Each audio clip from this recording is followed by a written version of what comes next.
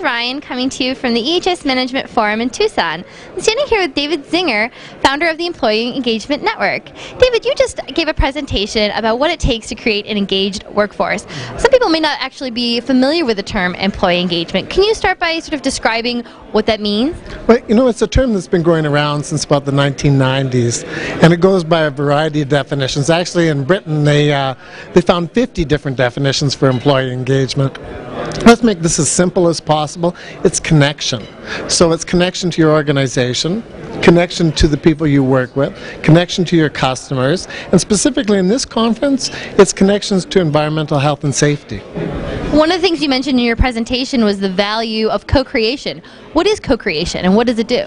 Well, co-creation is a fancy word that's saying that we create more together than we ever would alone.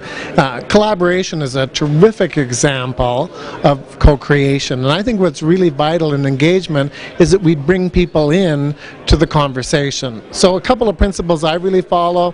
One from the field of positive deviancy that says, never do anything about me without me. You're bringing people into the situation to create with that. Another one is, how do you get everybody on the same page? The way you do that is to give them the opportunity to write on the page.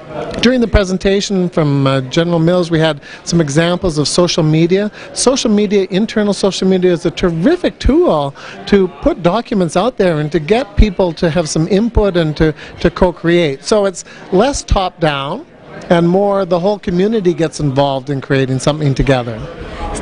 Employee engagement sounds really great, but does it have a business value? I mean, how does this affect the bottom line? Yeah, as Mark said in our presentation just 10 minutes ago, it affects almost every business metric, from earnings per share to profitability to savings and costs to lost time accidents to retention. The business case is just almost astronomical. You could almost take it as a given. Go on to Google, put business case, put employee engagement, and everyone from Gallup and Blessing White and Mercer and Towers Barron will all show you all kinds of a plethora of statistics that say, hey, this really matters, this really makes a difference. It's not something that's touchy-feely. You know, when we look at engagement, some people see it as a soft skill.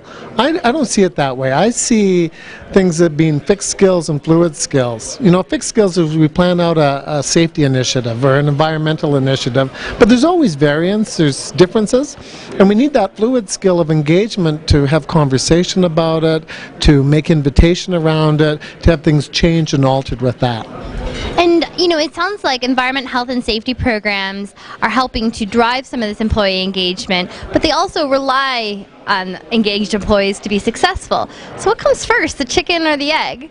You know, I believe all engagement is bidirectional, and by that I mean, so many employees, when there's an environmental issue or a safety issue at work, just get on board. That's something that really lights them up, and sometimes we struggle to get them on board with environmental or safety issues, wearing safety glasses or taking safety issues at work.